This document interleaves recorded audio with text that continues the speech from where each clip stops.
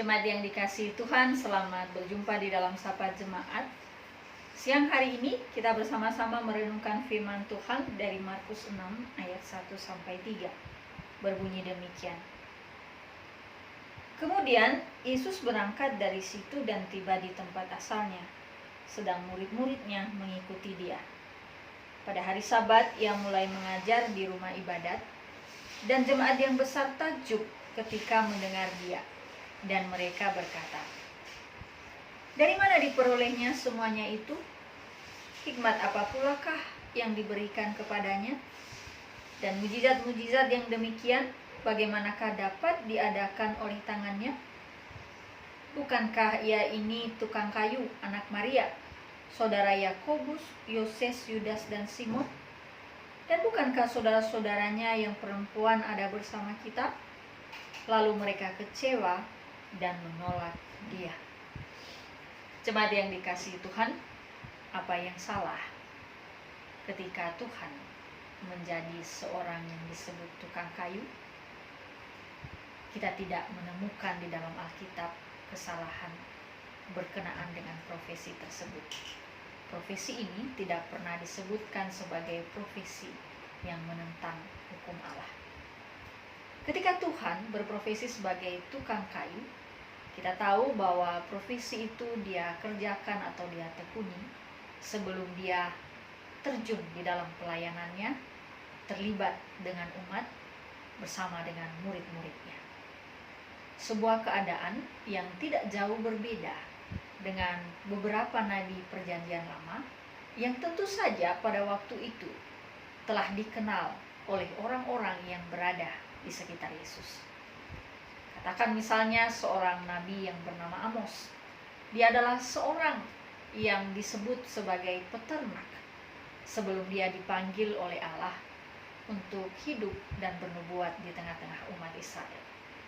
Begitu juga dengan seorang Elisa. Dia adalah seorang pembajak sawah. Dia pun juga berprofesi sebelum dia dipanggil oleh Tuhan dan dipakai untuk menyampaikan isi hati Tuhan kepada umat pada masanya.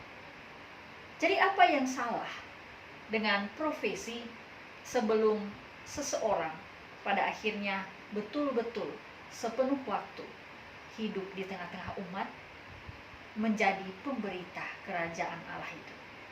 Sesungguhnya kita tidak menemukan kesalahannya. Akan tetapi disinilah kita menyadari di mata setiap orang yang berdosa, yang mengeraskan hatinya dengan sungguh terhadap pemberitaan Allah, maka hal yang tidak salah ini menjadi sebuah kesalahan.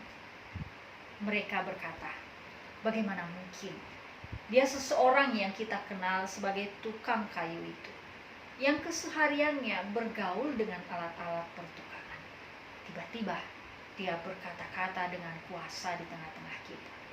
Dia pun juga melakukan mujizat-mujizat. Dia tidak pernah diajar di dalam sebuah proses pembelajaran yang panjang. Kita tahu bahwa sejak dia kecil sampai dia besar, dia tidak pernah lepas dari pandangan kita. Dia adalah seseorang yang hidup sama seperti kita.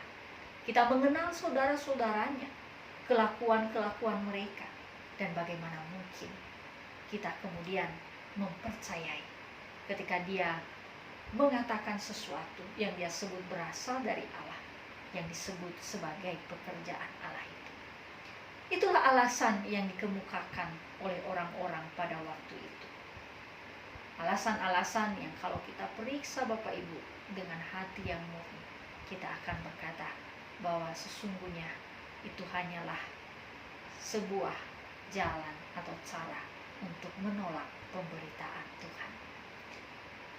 Hari ini Bapak Ibu, bukankah kita juga sering berlaku demikian dalam kehidupan kita?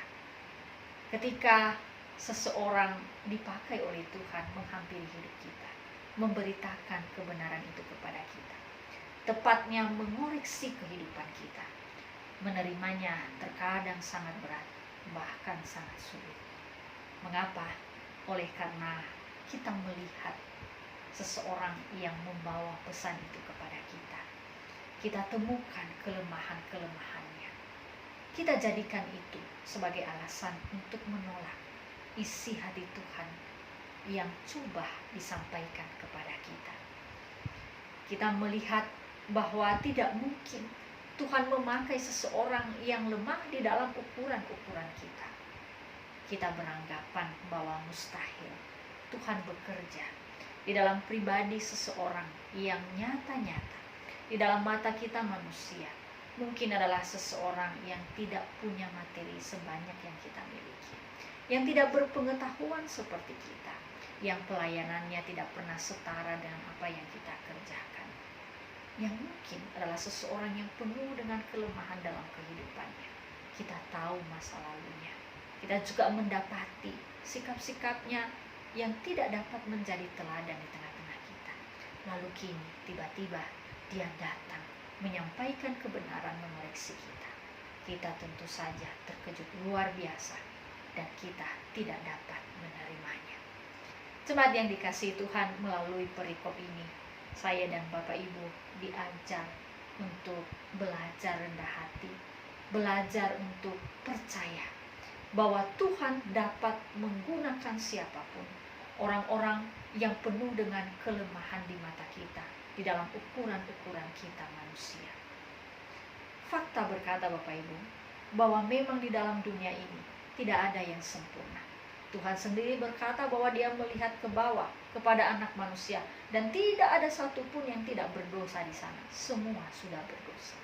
Jadi bagaimana mungkin kita berkata bahwa Tuhan tidak mungkin memakai seseorang yang lemah, yang tidak sempurna untuk menegur hidup kita. Jika kita berkata demikian, maka tentu saja Tuhan tidak akan pernah kunjung datang dan memperbaiki kehidupan kita. Tidak lain oleh karena orang sempurna yang kita harapkan menghampiri hidup kita, mengoreksi kita itu rupa-rupanya tidak pernah ada. Semua dipakai oleh Tuhan karena kasih karunia-Nya. Bahkan juga ketika dia boleh menghampiri hidup kita melalui seseorang yang lemah itu pun juga kasih karunia buat saya dan Bapak Ibu. Tuhan terus berusaha, terus berupaya untuk membawa kita kembali kepadanya setiap hari. Terimalah setiap pengajaran, setiap teguran, setiap koreksi dengan hati yang lemah lembut. Mari kita jadikan hati itu seperti tanah yang subur, yang siap berbuah bagi Allah, yang siap menyenangkan Allah setiap hari. Bersama-sama kita berdoa, kita pejamkan mata kita.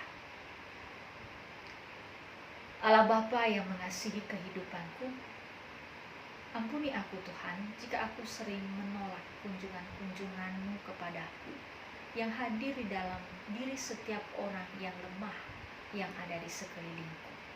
Aku sering mengabaikan mereka karena aku tidak mempercayai bahwa Engkau dapat memakai mereka untuk memulihkan kehidupan. Hari ini Tuhan, setelah aku mendengar firman-Mu, aku ingin menjalani kehidupanku dengan cara yang berbeda. Ketika sapaan-Mu datang memperbaiki kehidupanku, aku akan menyambutnya dengan sukacita. Bukan justru mencari alasan di dalam diri seseorang yang Engkau utus itu, menemukan kesalahan-kesalahannya, sehingga kebenaran-kebenaran yang coba Engkau sampaikan kepadaku akhirnya tidak kunjung tinggal dalam kehidupanku. Aku renungkan dan aku lakukan.